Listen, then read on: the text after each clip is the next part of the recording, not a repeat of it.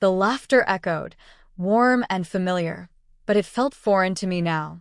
I stood at the edge of the room, watching my brother and his new wife dance their first dance, surrounded by family members who never really noticed me, except to criticize.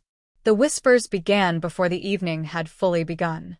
"She's still so lost, isn't she?" my aunt murmured. "All those years, and she still can't figure things out."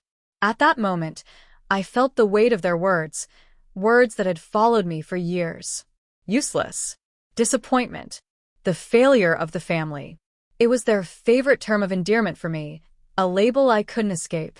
But as I stood there, the bitter sting of their judgment still fresh in my heart, something inside me stirred. The truth was, they didn't know the full story. They didn't know what I had done in silence, in the shadows. No one knew that while they were living their picture-perfect lives, I had been secretly building something that would finally put me on the map. It was the deal I had kept hidden for months, a deal that would change everything. As the clinks of glasses and chatter continued around me, I knew it was time to make them see, to finally show them that I was far from useless. But the question lingered. Would they believe me when the truth came crashing down? Or would they just laugh at my attempt to break free? From the outside, our family looked perfect. We were always together, at the birthday parties, the family vacations, and every Sunday dinner. But underneath the picture of familial bliss, there was a constant undercurrent of expectations. My parents, especially my father, were never satisfied. It was always about my older brother, Adam. He was the golden child. From the time he was a little boy, he excelled in everything. School, sports, friends, he had it all. My parents showered him with praise, and in return, he gave them everything they wanted. As for me, I was the other child, the one who never quite measured up. I didn't have Adam's brilliance or charm. Instead, I had my own dreams they never took seriously. I wanted to help people, make a difference in the world, but to them, that was just a distraction. "You'll never make it in the real world with ideas like that," my father would tell me. Then came the breaking point, the day Adam announced his engagement. The excitement in the family was palpable. Everyone was thrilled for him, but there was something they didn't consider. Me.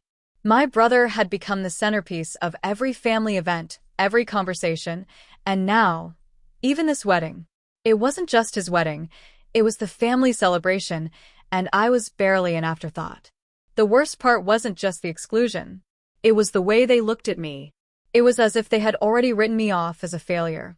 "She'll never be able to contribute anything meaningful," my mother had whispered one evening. And that was it. That was the moment I decided to stop trying to win their approval. I started to work on my secret project, the one they'd never taken seriously. It was a small business idea that no one had faith in but me. I didn't need them. If they couldn't see my potential, I would prove it to them. But at the time, I didn't know what the outcome would be. I just knew I had to try. In the months that followed, I poured every ounce of energy into my business. I worked late nights, sacrificing weekends with friends and family. Every penny I earned went back into the business. There were moments when I wanted to quit, when the loneliness of it all got to me. But something inside me pushed me to keep going. There were moments of self-doubt, especially when I saw Adam surrounded by everyone's admiration. It hurt, seeing how easily he slid through life, while I had to fight for every little success. But the more I worked, the more I realized that my dreams weren't meant to fit into their box. I was creating my own path. Soon, I had the breakthrough I had been working toward, a deal with a major client, one that would give my business the credibility I needed. The offer was real, and it was big. I had done it. I wasn't just making it. I was about to show the world that I wasn't the failure they had pegged me as.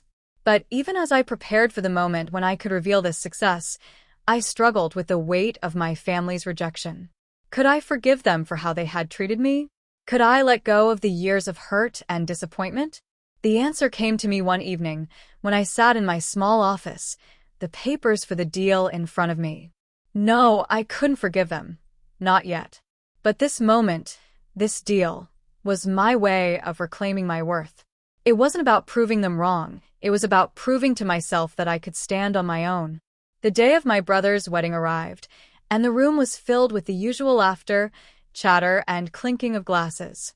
But there was a tension in my chest, a pressure that had been building up for months. I wasn't going to let this day pass without them seeing who I had become. I had spent too long living in the shadows of their expectations. Today, I would step into the light. As the night wore on, I waited for the perfect moment. I knew the family would be gathered around in the ballroom, all caught up in the festivities. But they had no idea that this night wasn't about them, it was about me. I stood up, my heart pounding in my chest, and walked to the center of the room, where my parents were laughing with guests. "I need to tell you something," I said, my voice shaking with emotion, but steady in its conviction. "You've always thought I was a failure. You've always called me useless. But you don't know the half of it." I pulled out the contract, the one that would change everything. "This," I said, placing it on the table, "is my success. It's the deal I made while you were busy calling me a disappointment. It's the future I built without your help, without your approval." My father's eyes widened, disbelief painting his face. "What is this?" "This doesn't change anything," he said, his voice laced with scorn. But I stood tall, refusing to back down. "You never believed in me," I said, my voice breaking with emotion but firm. "But I believed in myself. And now you'll have to see what that looks like." The aftermath was far from what I expected. My family's reactions were mixed. Some stood in stunned silence, others stormed away, and some even tried to deny the truth of what I had accomplished. But for me, it no longer mattered. The satisfaction of standing in front of them, as they tried to wrap their heads around the truth, was enough. As I reflected on everything, I realized that I had spent so long trying to gain their approval, but I never needed it.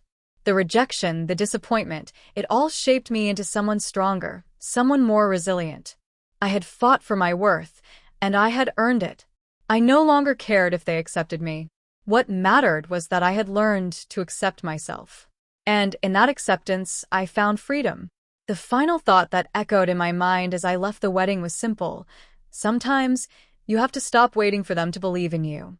You have to believe in yourself. I walked out of that hall, not as the failure they had always seen, but as the person I had finally become, the person I was always meant to be.